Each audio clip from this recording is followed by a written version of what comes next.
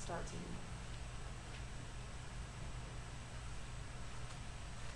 All right, y'all ready? Okay, tonight we're going to be looking at the emergency medical system itself. There's several components to that.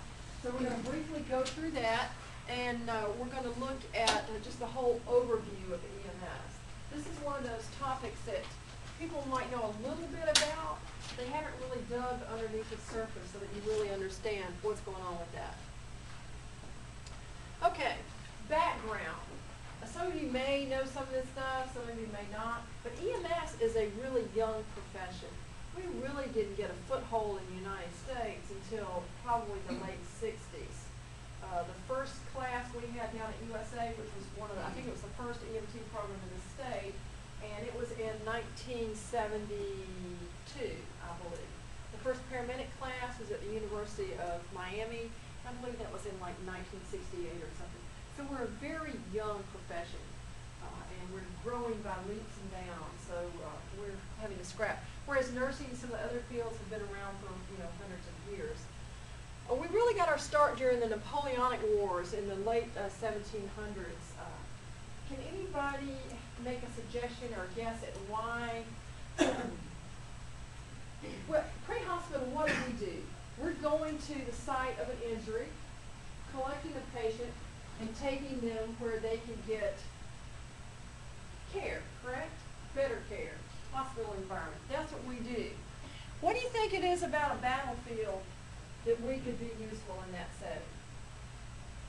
If you work at a hospital, patients have to come to you, right? So in a battlefield, what happens? You what?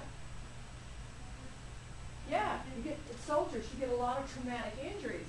Well, back in the olden days, Napoleon, he had a big plan. He was doing some serious conquering of Europe, and he had a limited number of soldiers. So if his soldiers got injured, what's his goal, do you think? Get these guys patched up and get them back on the battlefield. He didn't really care if you lived or died, except if you could get out there and fight for him. So he started really what we call a modern EMS. He made wagons, staffed them with their medics, and they would go out to the battlefield, they'd pick up the injured, they'd bring them off to like a little MASH unit and treat them, and if they could be patched back up, they'd spit and mud, send them back out there. If not, they'd drug them off and get them out of the way.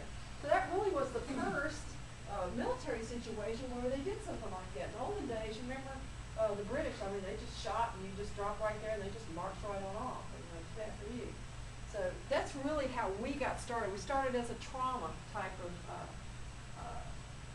provision of care.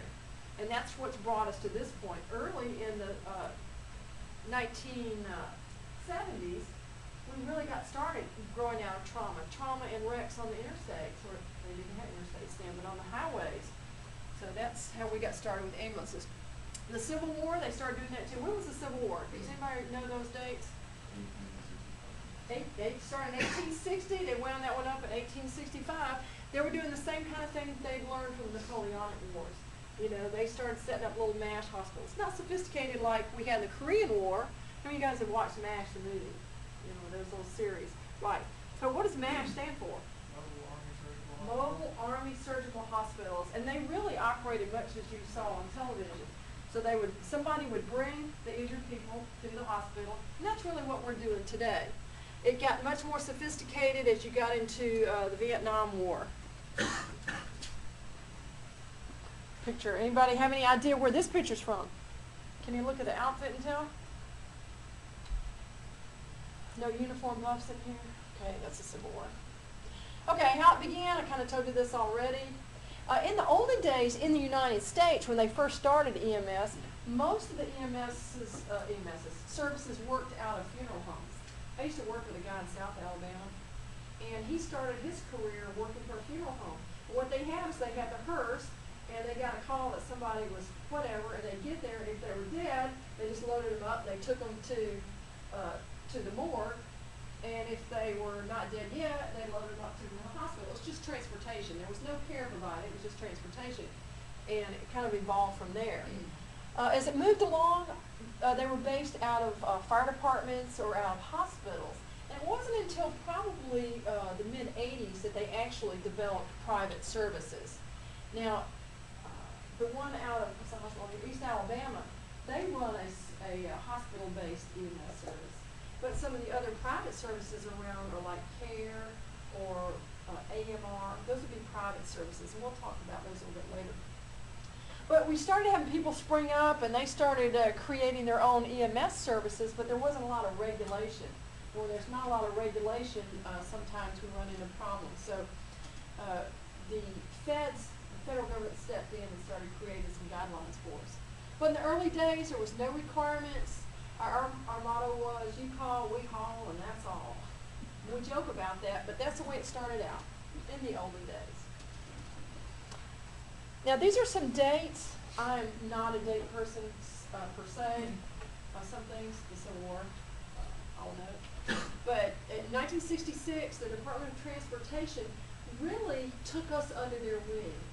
We talk about having to adhere to the DOT standards and objectives. You may hear that over the course of your time here.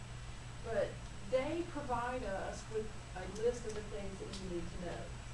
And we call those our objectives. So we technically are under the Department of Transportation. Now, every few months they talk about moving us under some other agency, Homeland Security, because we cross all sorts of lines and barriers because of the things that we do. We are involved with the Highway Department because we're running calls out on the highways. We transport patients, so we're looking at interstate commerce almost if you cross state lines. We also could come under Homeland Security because who's the first people called if there's an explosion or a terrorist event? That's us. We also work with fire departments, we work with power companies, we work with other agencies. So we really are spread ourselves fairly thin across a lot of different areas of interest, unlike other fields, I should say. In 1970, the National Registry of EMTs was formed. This is our national certifying body. This is the exam that you will take at the end of the semester, but in our EMT, we just call it registry or national registry. So the state of Alabama requires you to pass that test. Once you pass that test, you have a couple of small little hoops after that. They will give you a license to practice in the state. Probably 46 of the other states have that same requirement. There are a couple of states that are holdouts. You can imagine the big ones. I originally got licensed in California, and we didn't take a national test. We just took our school test, and then we met with the medical director of the county, and I didn't even see his face. He just signed off on it. I'm going, that's really scary. So National Registry validates your education. So if you can pass National Registry, I'm pretty sure you know what you're doing. We'll talk more about that later in the semester. 1973, the National Emergency Medical Services Act. And let me see, I don't know what that is. That really was the, set out the standards and regulated what we do as a service, what we're required to have, the type of vehicles that we had to have, the type of equipment that we had to have, safety equipment as well as patient care equipment. And all this is detailed in your textbook. I'm not going to ask you a lot of specific stuff like which act was it where they required you to carry 2 oxygen tanks on an ambulance? You know why I'm not going to ask you that? Because I don't know myself.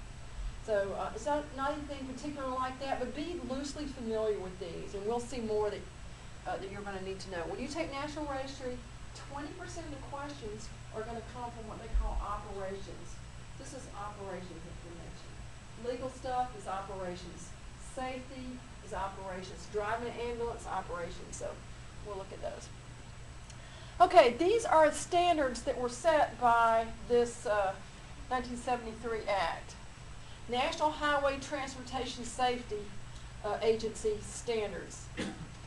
Every state regulates their own EMS system. So we try to get them as similar as possible, but a lot of states don't play with each other. How many of you guys are from Georgia? We have the water wars going on.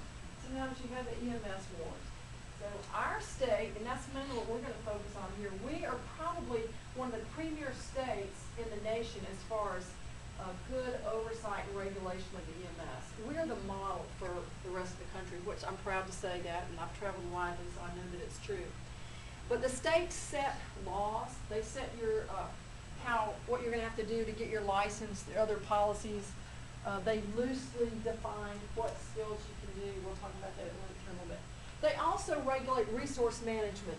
You know, we have some areas have a centralized dispatch, where if you call 911, that dispatcher can dispatch fire, they can dispatch the police, they dispatch EMS, all sorts of agencies. So centralized dispatch is important for resource management. But how many of you guys were involved with any of the hurricanes they had down south in the last few years? Anybody down there when that occurred?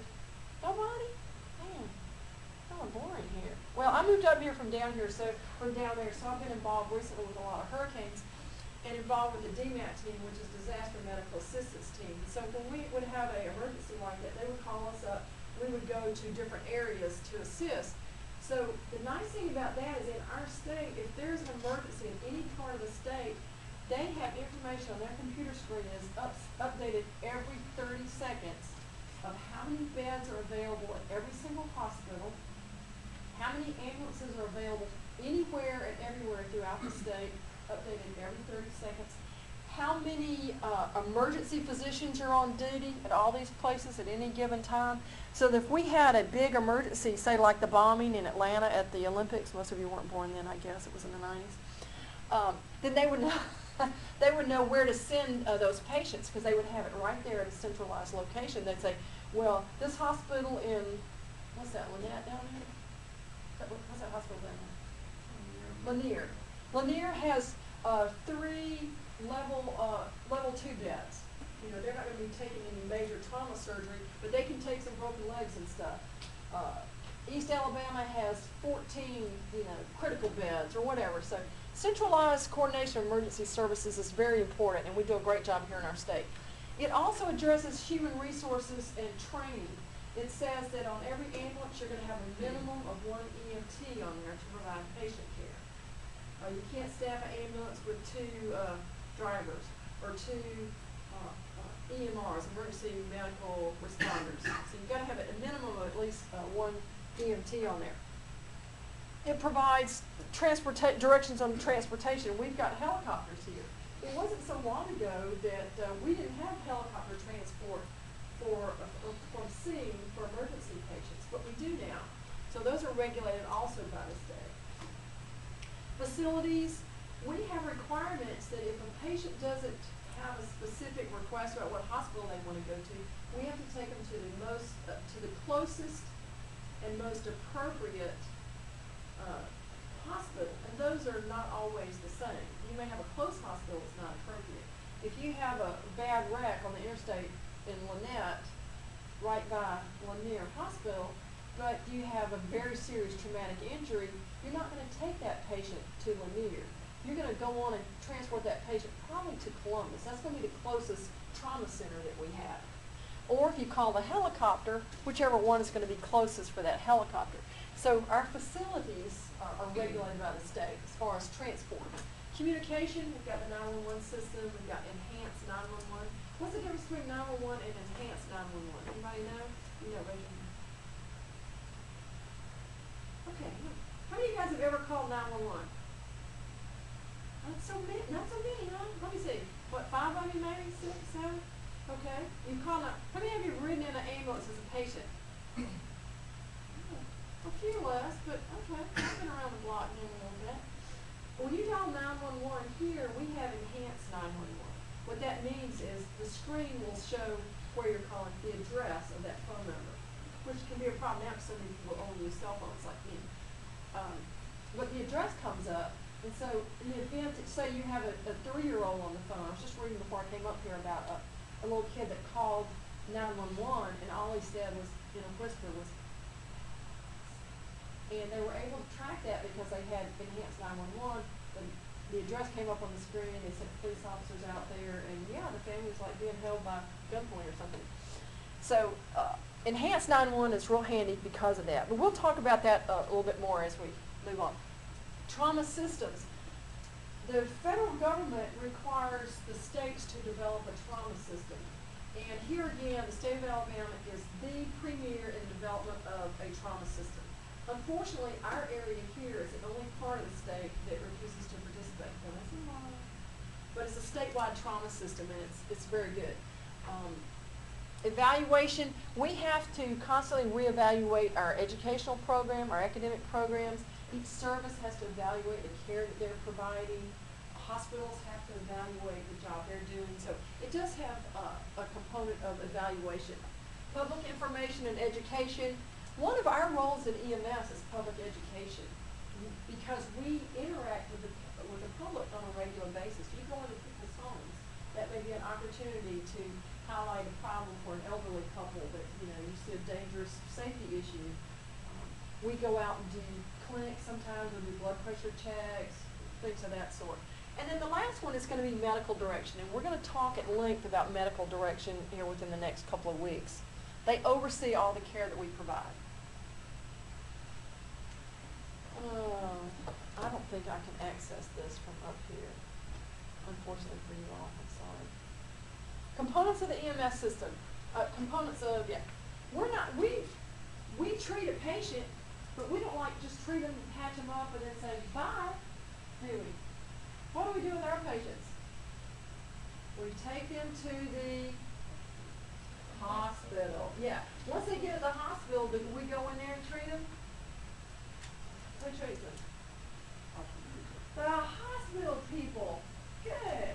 After the hospital people treat them, after the hospital people treat Will, then who's going to take care of him? The physical therapist.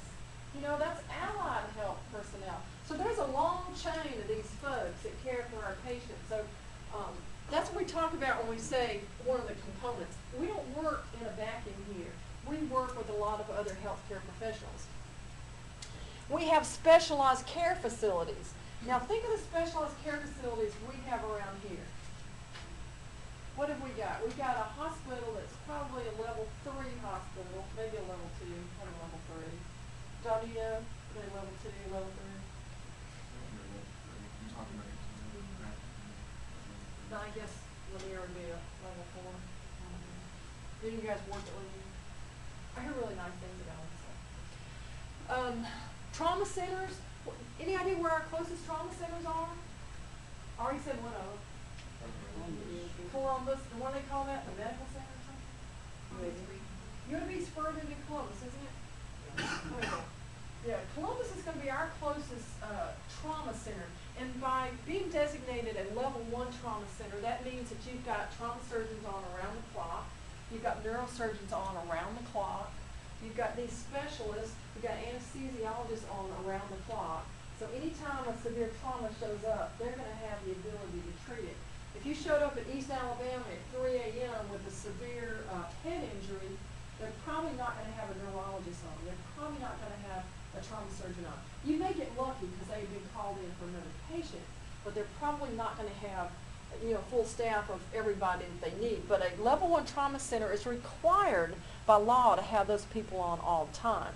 So I think Columbus is our closest one, and the next closest, depending, will be either UAB or maybe Atlanta, Emory, or what's the other trauma center right there? Radio trauma center? I think so. So depending on where you are in our coverage zone, if you're close to Montgomery or north of Auburn somewhere, of course it's going to be UAB. But if you're over on, the LaGrange side or Lynette, then it's either going to be south or up towards Atlanta. You need to know that. You need to know what your specialty hospitals are. If you get a call for a woman who's 9 months pregnant in the midst of delivering at her home, you get there and you see that, there's a hand hanging out there and waving at you. This is not something that you're going to want to deliver. So where's your closest, neonatal intensive care or your closest high-risk nursery? You guys know that? East Alabama, they do high-risk nursery? See? So you need to know that so you know where to transport a patient. If you're closer to, Lynette, and you get some patient that tells you that they're a high-risk pregnancy, you want to take that extra 5 minutes and come this way instead of going that way. So we'll talk about that as we go along. Cardiac centers, stroke centers, burn centers. What's our closest burn center? Grady, is that the closest burn center? Like I said, I came out of USA, and we had a burn center down there. So Grady, good to know. So you need to know this because it's important about where you transport a patient. What medical services are available in your community? We just did that one. How important is it that EMS personnel know the capabilities of community medical facilities? Is that important? Yeah. If you take a patient to the wrong facility when you should have known, they can sue you for that if they have a bad outcome. So it's important that you're familiar with what you have in your community. What are the possible consequences of transporting a patient to a facility not equipped to handle the problem? Yeah, they can die, they can have a bad outcome. So it's important that you know, not mess up on that. Okay, the chain of human resources in EMS. This is stuff you probably already know. If we don't have a patient, we don't have a job, right? So you're always going to start with the patient. After the patient, somebody has to recognize there's a problem. You know, if somebody is in a bad accident, I read recently, just a couple of weeks ago, about some guy that ran his truck off the road. He was hanging upside down in a ditch there, a little culvert somewhere. And fortunately, the forest ranger came by a day or two later and found him down there. He was still alive. But unless somebody sees the patient and calls 911, you're not going to get care, right? They call 911. If the dispatcher doesn't answer because they've taken a coffee break, which they never do, if they don't answer, you're going to get help? No. The dispatcher doesn't dispatch them. So then she dispatches either first responders or whatever is available in our area. First responders might be fire department that operates as first responders. They don't transport, but they may get there and stabilize the patient. It says EMTs, we're talking about EMTs or paramedics will come. They'll actually provide care, assess and care of the patient, and then transport, take them to the emergency department, and then other allied health professionals as needed. That's the chain of human resources. So you guys can do all that. Talking about that. There are still a few little pockets in the United States that they don't call 911. I know in the olden days when I first started out, you just knew their police department number and you just called them, and then they took care of everything from there. Enhanced 911, as I said, it provides the number and the location for landline phones. Now, hopefully very soon in the state we're going to have the capability to pinpoint where a cell phone is, because most people have cell phones. I don't know about you, but I often don't know where exactly I am, especially because I'm so kind of new here. But when we first moved up here, I ran that road up and back from Mobile because my husband was down there till we sold our house, and I was up here. And I probably came upon 4 or 5 wrecks throughout that time I was going up and back. And a couple times I had to call 911 because I actually saw it happen. And I had learned to know what mile marker I'm at, pretty much, so I can say we're at mile marker, 167 on I-65 or I-85 or whatever it was. So you need to have awareness of where you are, particularly with a cell phone, because they're going to ask you where you are, and you're kind of, I don't know what the name of this road is that comes right in front of the school. You guys might tell me. So if I had a wreck out there, I'd be hard pressed. I'd have to say I'm in front of Opelika High School, that road out there. So you need to have awareness of where you are, because you'll have to tell them. And sometimes a patient may move, like from one street to the next street, and take their phone number with them, and it may take a week or more for the system to update. I had a problem with that a few years back where we got a call to, Pine Street, and we get there, we're knocking on the door, there's nobody there, but the dispatcher can hear the baby screaming in the background. We're going, there's nobody at home at this place. Well, it turned out the family had moved the week before to this new house. They took their phone number with them in their phones, but it hadn't changed in the system. So they'll always ask you, they say, what is the location of your emergency? And you one day say, oh, you've got it on your screen, don't you know? Well, they've got, more than likely it's correct, but it may not be. So they'll always ask that.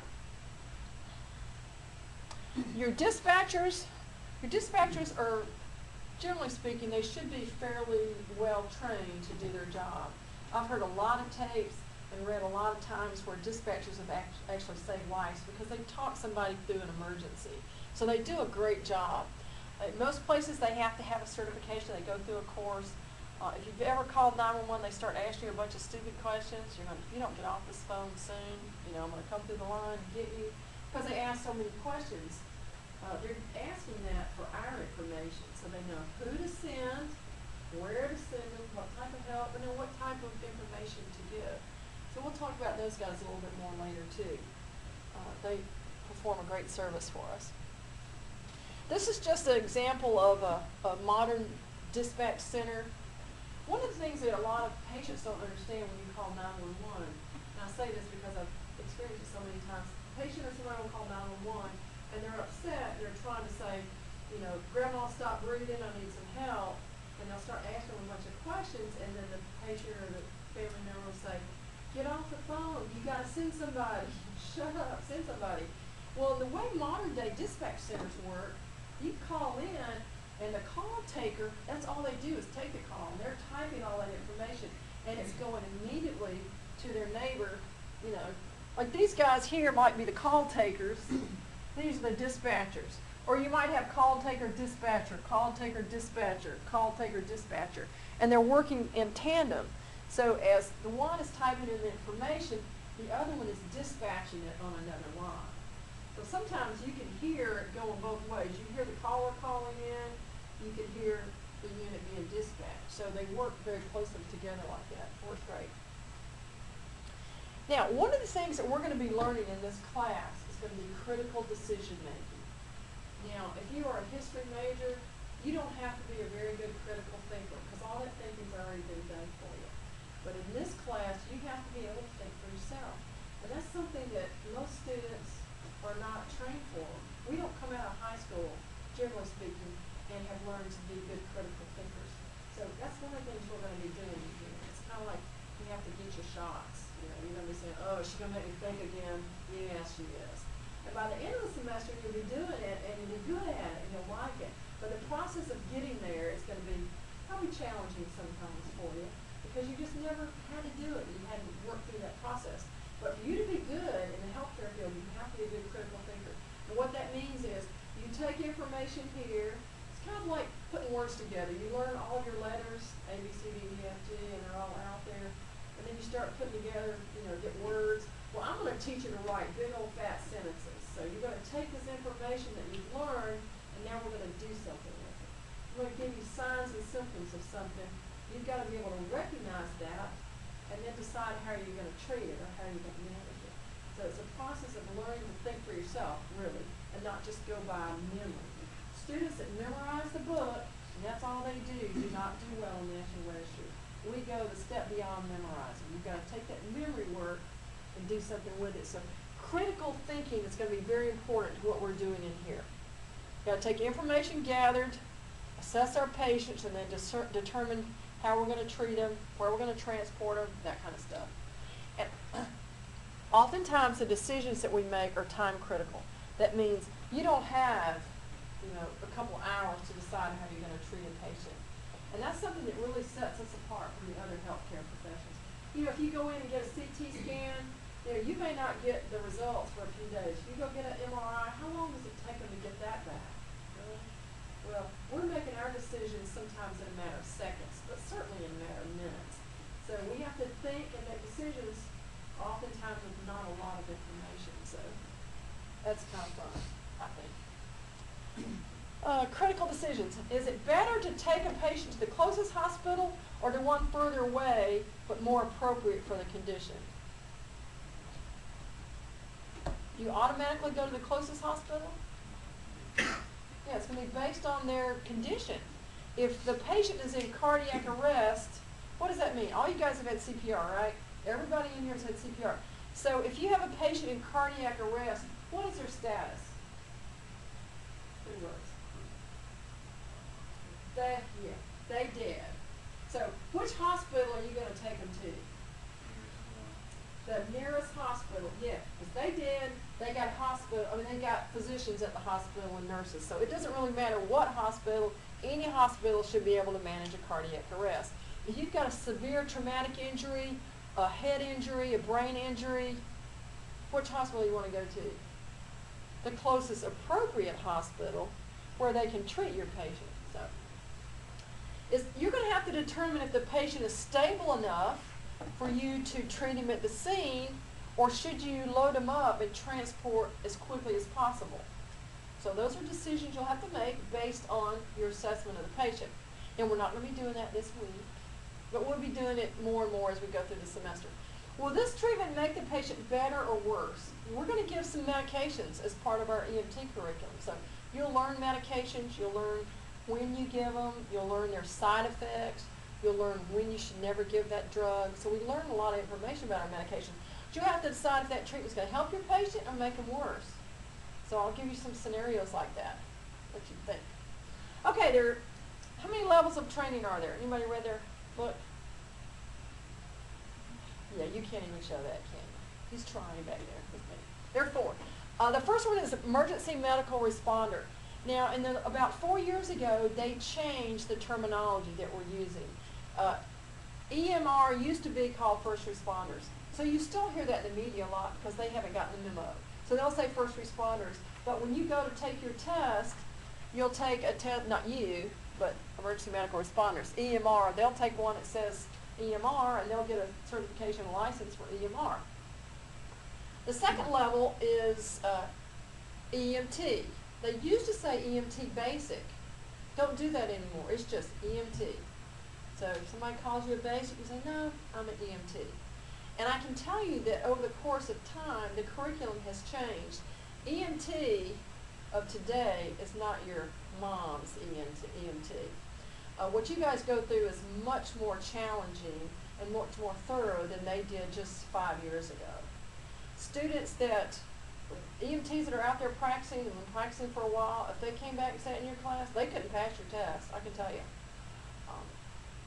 People that I worked with in South Alabama, they went through a paramedic class that was only 6 months long. I went for 2 daggone years. So it's changed that much. So, and I mean, I'm talking about back in the 70s when those guys took it. So it's changed a lot. You guys have to know a whole lot more. So don't let anybody degrade you in any way, because you got to know a lot of stuff. Advanced EMT, they used to call that level intermediate. And now they've really dropped the intermediate. You go right from EMT, advanced EMT, to paramedic. And it's much nicer that way. It gives you a break after advanced if you want to go out and practice. So it really is a lot better. So that's going to be AEMT. And then the top is paramedic.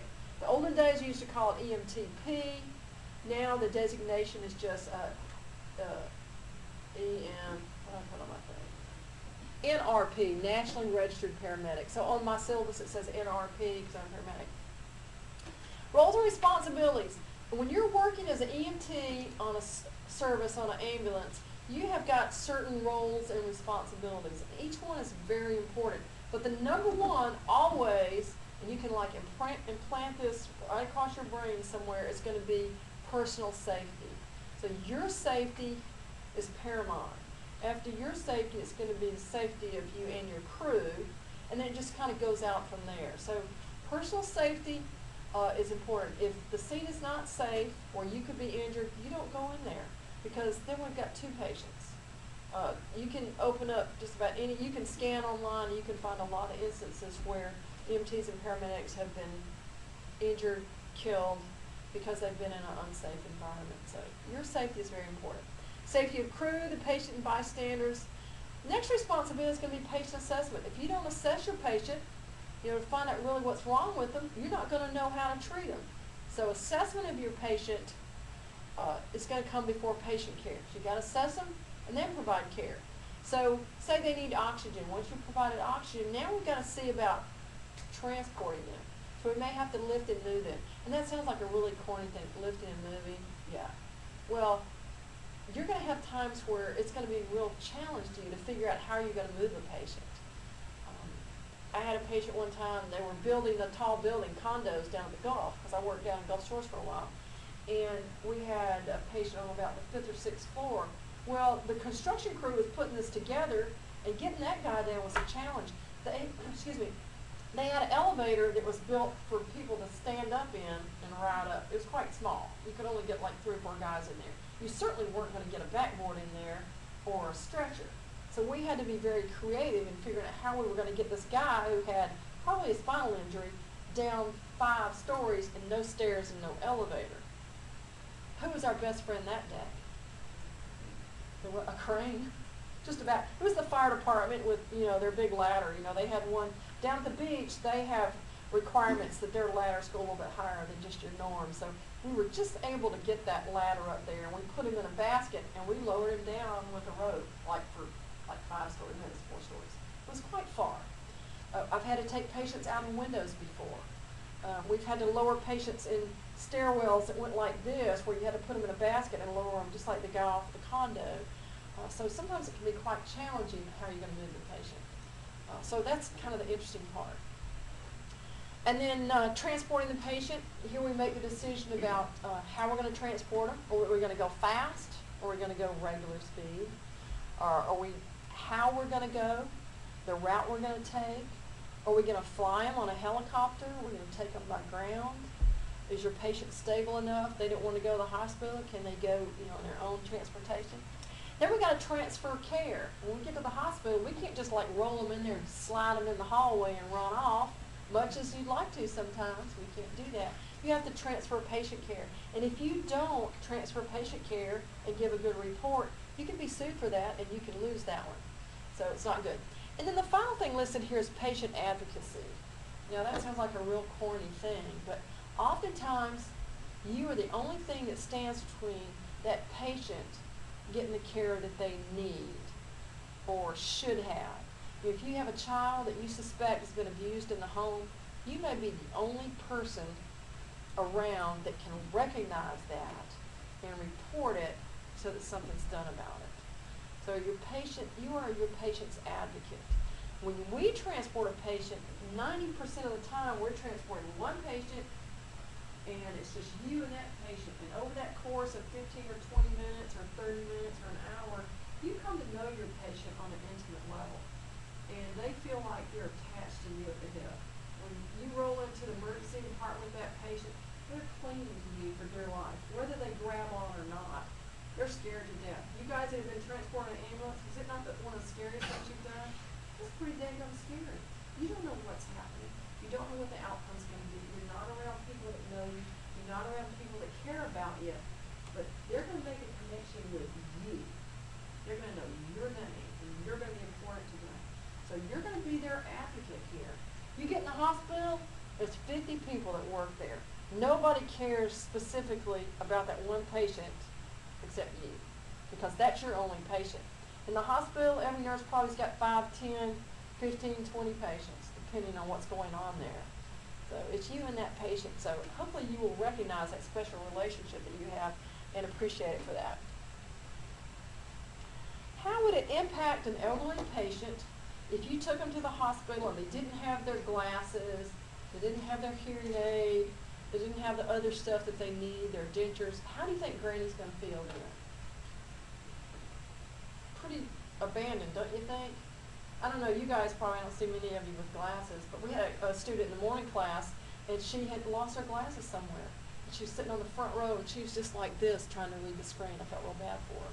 But yeah, you got Granny, she can't hear you, she doesn't have her hearing aid, she can't see. She's going to feel very vulnerable. What's something you can do to alleviate that?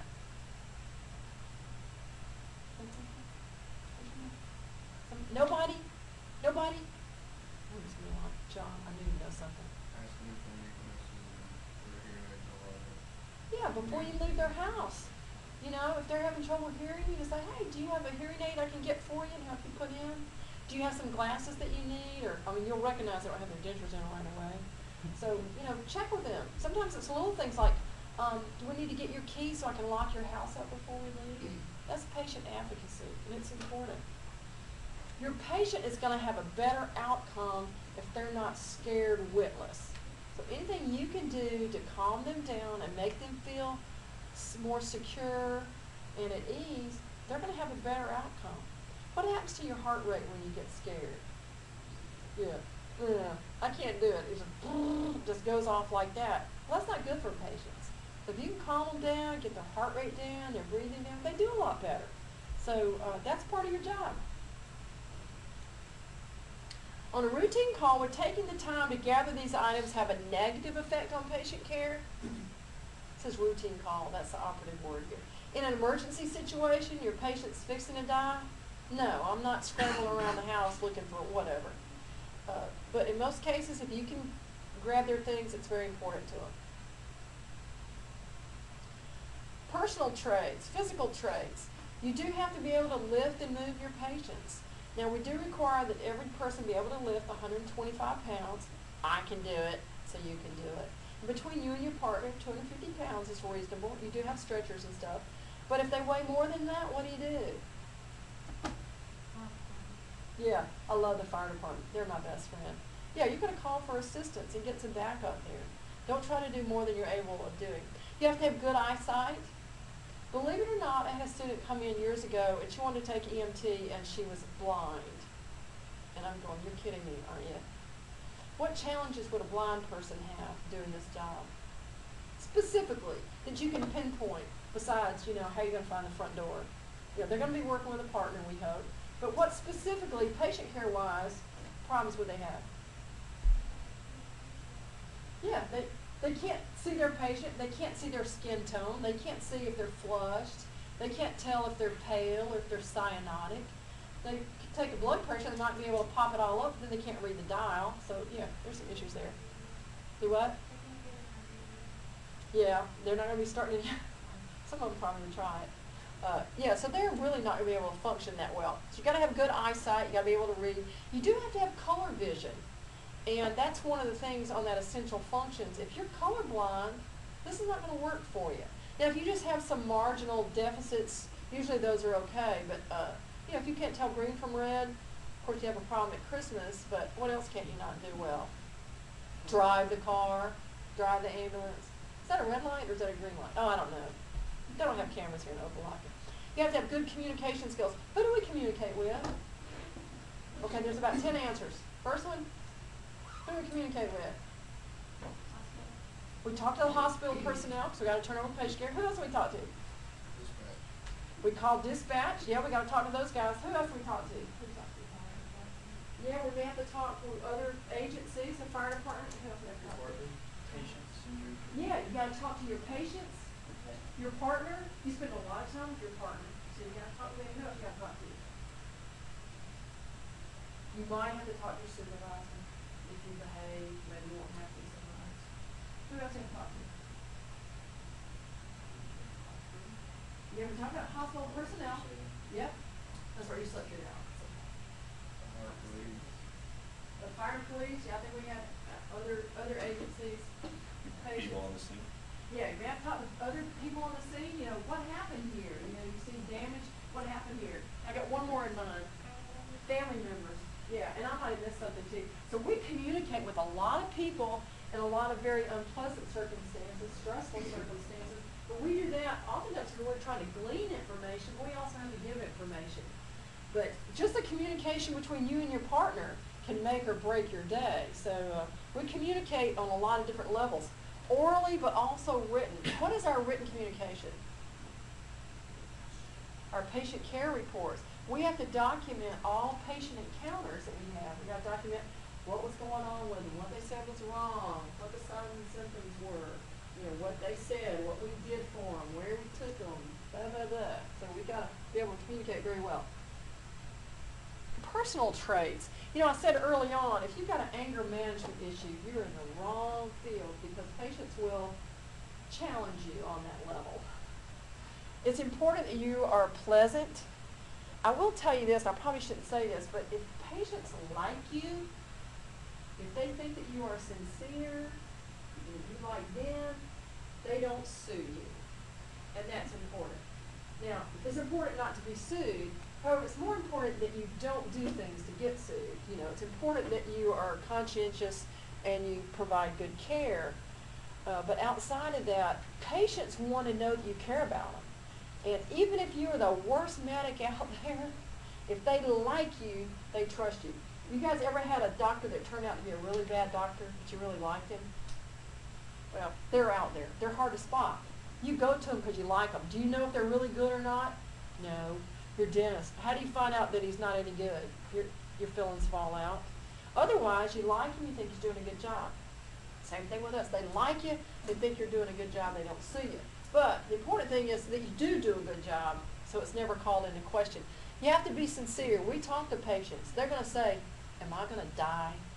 What are you going to say? No? Say, no, you're not going to die. Is you going to say that? You're going to say, yeah, buddy. Are you going to say that? No. But you do need to be sincere. Say, you know what? I'm going to do everything humanly possible for you. I'm going to do my best for you. We are treating you the best possible care you can get. And just let the rest of that go. You're not going to say, yeah, you're going to die, or no, you're not. How disappointing that somebody said, no, you're not going to die. And then, so you need to be sincere. People can tell when you're not sincere. They can tell when you're just giving them that same pat answer that you give everybody. So be sincere. You need to be cooperative. You know, your patients, I don't know about how you have to cooperate with them, but you have to cooperate with all these agencies around you. I've worked in a lot of different systems with different types of services, and the ones where everybody works together is a much happier environment for everybody. But sometimes there's some animosity between agencies. You need to just put that away. Everybody's there for the same reason, to care about the patient. So I said a little while ago, the fire department's my best friend. They are my daggum best friend. If I'm on the scene and I have a problem, same thing with law enforcement. I never want them to say, I'm not going out there because that girl is a blank and I don't care what happens to her. That scares me. So you got to be a professional and get along with everybody. That's so important. Hey, in EMS, we have to be resourceful. We don't have all the gizmos and bells and whistles that they have at the hospital. Sometimes we just have to use our own eyes and stuff to figure out what's wrong with our patient. Sometimes we just have to use some masking tape. I mean, we joke at EMS about the stuff that we use to get the job done, but sometimes you just got to use whatever you got to get it done. So you got to be resourceful. You got to be a thinker. That's kind of fun. Other personal traits. I know years ago I used to ask my students to write down what they thought was their top 3 personal traits that were important to them for an EMS professional. Of course, they were young, they were new, they didn't know. But I can tell you mine has always been initiative, that you're a self-starter. If I have to come behind you and tell you, you got to go change that oxygen tank, or you got to change the sheets on that stretcher, or did you restock the whatever it was, that's, I'm not doing my job in yours. So even in class, you need to have initiative. You need to be a self-starter, but particularly in EMS, because nobody comes along behind you and tells you to do your job. They just fire you. You have to be emotionally stable. I will tell you, this is the funniest job, and I'm not talking about it as an educator, but in EMS, it's the funniest job I have ever had. The funniest thing I have ever done, because patients are a hoot. Most of them are not critical, so of course you're not going to laugh if you got a critical patient, but generally speaking, patients are just a scream, and you will enjoy this profession because it's very funny. I'll tell you a few stories as we move along just to make a point, but it's very funny. You have to be able to lead. On scene, most patients and bystanders are freaking out. If you've got a bad scene, most people don't handle that very well. You know, unless you got a plan for what you're going to do, you don't know what to do. So very, very often we're going to be the leader on scene. We may be leading other agencies. You know, I need you to go get the backboard. I need you to hold this guy's head. I need you to move those people back. I need you to go ahead and call police department because we're going to need some crowd control here. So you may have to do that. It's something that you grow into, but we're looked to as leaders because we're used to taking charge. We don't have anybody there to tell us what to do. If you work in a hospital, you've got 150 people there that want to tell you what to do. You know, from the nurses, the doctors, you know, the staff, everybody wants to tell you what to do. In EMS, it's you and your partner. Somebody there better know what to do because you don't have all that help. So being able to lead is important, but it's something you'll grow into. I don't expect you to go out there and boss everybody around. That's never good. Neat and clean. You have to be professional. You know, when people look at you, they want to have confidence that you know what you're doing. You know, if you walk in and they look up and they go, oh, no, no, no, that one's not touching me. That's never a good thing. I worked with a guy down south, and he was just so crabby and cranky all the time and so critical. It was like, if I had something really bad, I don't want that guy touching me. I don't care how good he was. He was a jerk. So I guess that's not part of neat and clean. But if you don't look neat, you don't look professional, then people are not going to think you're professional. And being a professional is part of being good at what you do and knowing what you do, knowing what you're doing. So if you don't look the part, they're not going to have confidence in you. So being neat and clean is important. So for instance, if we had a student, and we've had this too, where we got calls from the hospital, your student needs to take a shower. You know, that offends patients, it offends staff.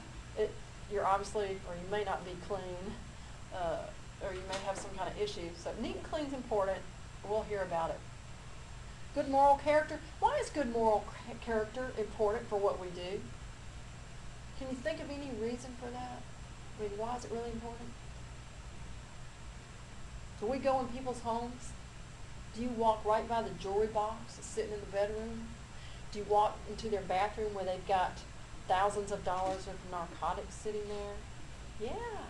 People trust us to come in their homes. All you have to do is knock on the door. They can't get you inside fast enough. They're slinging open the door. Come in and bring all your stuff. So they are trusting you. So it's important that we deserve that trust, that we have high moral character. We have to be respectful of others, even when they're not respectful to us. More times than not, when we arrive on scene, there's utter chaos. People are very emotionally charged.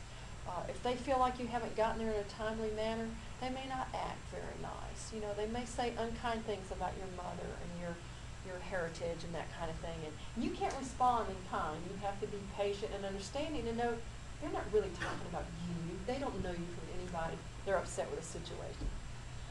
Y'all met Tim earlier today. He had a patient years ago, and it was a bad thing. Dispatch messed up. Everything was messed up. The map book was wrong. They took them longer to get there. Well, Mama died.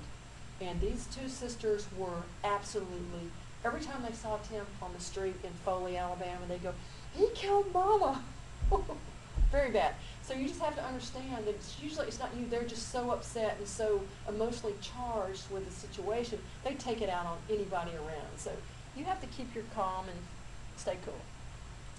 You have to control conversation lots of times. Some of your patients will be so nervous, they're going to be going like this for 30 minutes. Like, if you don't shut up, you know, I'm going to turn to stone right here while you're talking.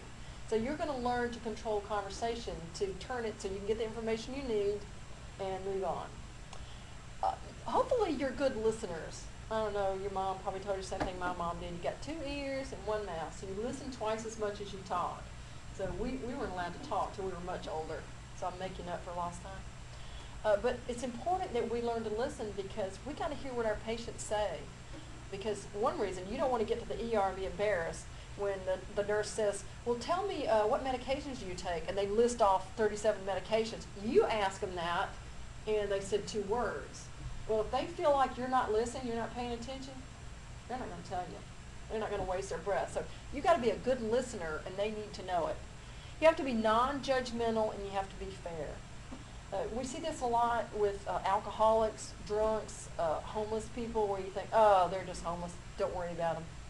Well, before I came up here, I taught an EMS law class down at USA, and we looked at a lot of different cases, and there was one in particular where the woman who was on Skid Row, a homeless lady, they didn't treat properly, and she passed away from something that was treatable, and they should have treated it. Well, her brother was the district attorney in that city, and it was a nasty old lawsuit over it, and some people, it was a bad outcome, I can tell you.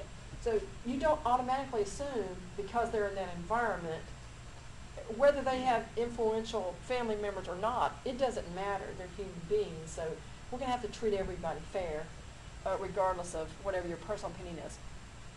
Another one of our requirements is that we keep up to date on our education. We call this primary education. This is your first education in EMS. As you move forward, you have to keep up to date with the current changes and trends. Not all of it comes down from your agency. A lot of it, most of it's going to come from you reading.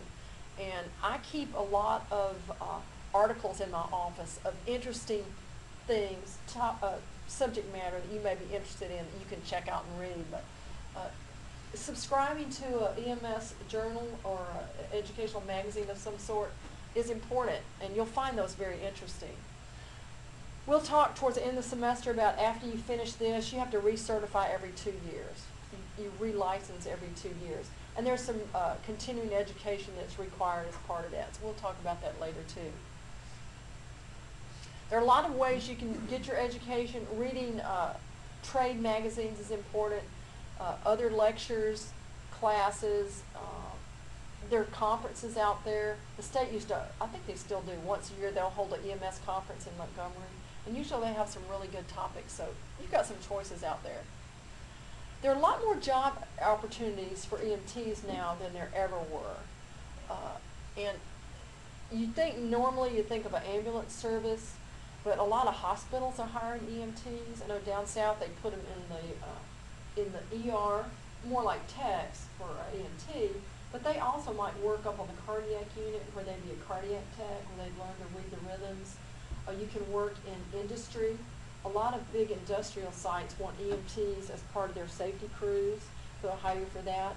With the fire departments in the state, they require that all the firemen that are trained to the first level have to be EMT trained too. So fire departments require EMT. In fact, there are some of the larger fire departments that require you to be a paramedic before you even hired on. But others, they need paramedics, so they'll hire you. Once you get paramedic, it's much easier to get on with a fire department. Out in the rural areas, particularly out west, there's ski patrols. Oftentimes they'll want you to be EMT trained. I know I got my EMT for one reason in the olden days, because we were living in California and Tim and I both were, he's a scuba instructor and I was a dive master. We would take people out into the Pacific diving, and the service that we worked for wanted at least one of us to be an EMT. So I said, well, I can do that. And here I am years later. I mentioned industrial settings. So there are a lot of opportunities for you out there, so don't just like get closed in and say, oh, this is all I can do. I mentioned NREMT. Getting your national registry can help you move from state to state. I know we have reciprocity, which means reciprocal, where particularly in Mississippi, I know because I came out of that environment, you could go there, give them your Alabama state license, or your state license, your national registry, and they would issue you a Mississippi license. And I think Georgia does that too. Florida's a little bit iffy, but I wouldn't go there. I know there's a place in Florida around the Tampa area. They pay extremely well, and they give you a bonus if you're nationally registered, because Florida's not a nationally registered state, but that service respects national registry and their process so much. They pay you a bonus. They pay you more if you're nationally registered. Quality improvement. This is just how we improve our program based on the input that we get. You will improve your patient care based on the input you get from the other professional staff, from patients, families, and that kind of thing. In quality improvement, everybody has a role. Like your job is to make sure you are keeping yourself educationally sharp. For instance, everybody had to take CPR, right? If I gave you a CPR test right now worth 20 points, how many of you would make 20 out of 20? I need to see a lot of hands going up here. A couple of you, oh, 3 of you feel okay with that, huh? That's one of those things where the skills kind of diminish. After we do our pediatric chapters in here, that's one that students always feel really weak on.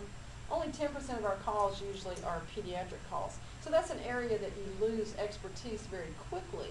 So that would be an area that you want to make sure you review much more regularly, because you don't see it that often.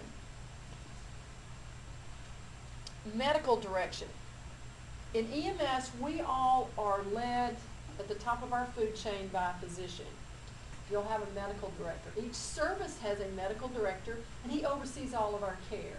So we basically work under his umbrella. So if he feels like you are not treating the patient well, he reads your documentation, you're not doing very good, he can cause you to lose your job. But he also protects you from a lot. He oversees our training. He helps us develop treatment protocols, meaning, say in our particular area, say we had a lot of problems with industrial accidents that had a lot of chemicals. Well, then he may institute some special training on how to manage certain chemicals that we see in our area. So it might be area specific. Medical direction, we have online medical control and offline medical control. As you can guess, online medical control, what form does that take? How do you make physician contact with that, you think? I wish. I'm going to send him a text. With online, you actually are talking to the physician by the phone. If you're on scene with a patient and you're not sure exactly which way you need to go with treatment, you might pick up the phone and call the physician at the hospital and say, yeah, I've got this patient. I think he's got these drugs on board, but he's doing this. You know, what's your recommendation here? Say, well, do this and bring them on in or whatever. So med control is there to help you. But we also have offline, which means you're not actually talking to them, but they will give us protocols and guidance that's written out. Like it may say, for all patients with respiratory problems, you're going to give them oxygen. You don't have to call and talk to the physician about that. That's going to be some offline medical control, which would be standing orders.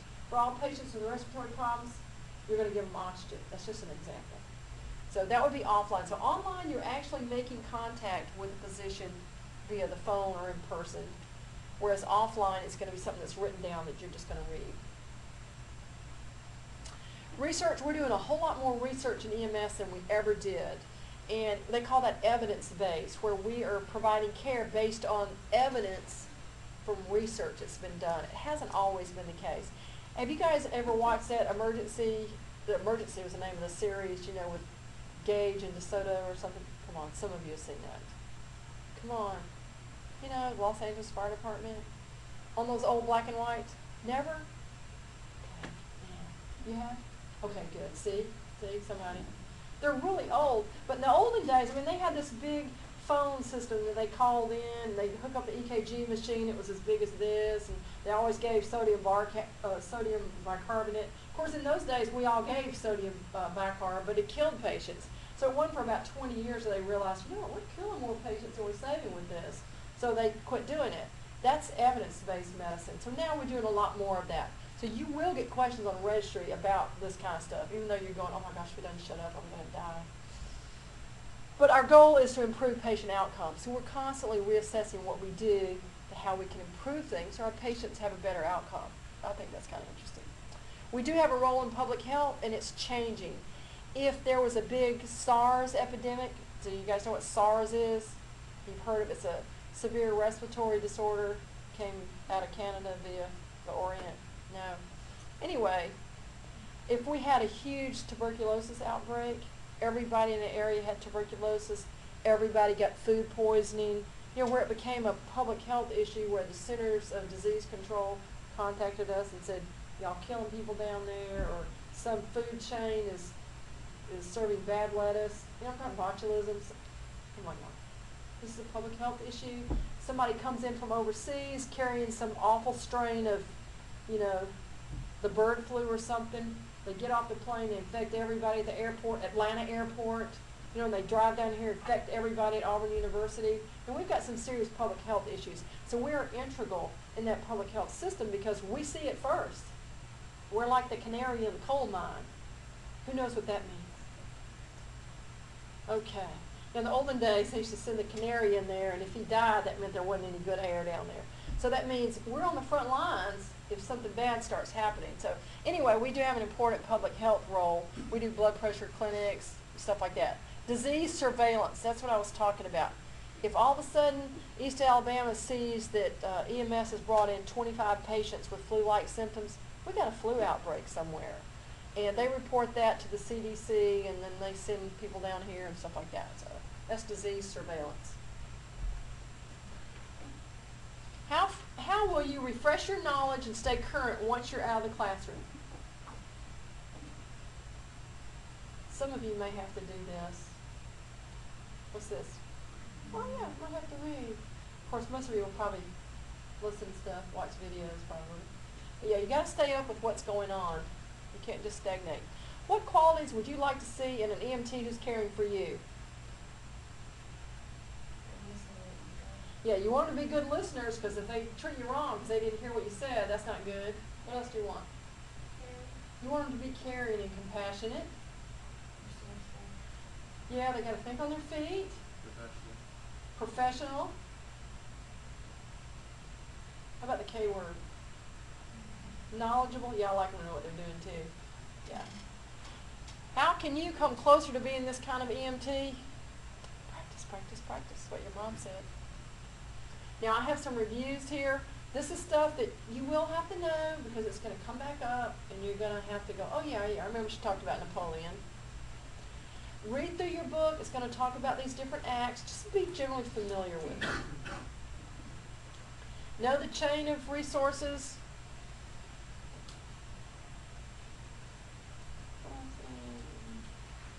I said that.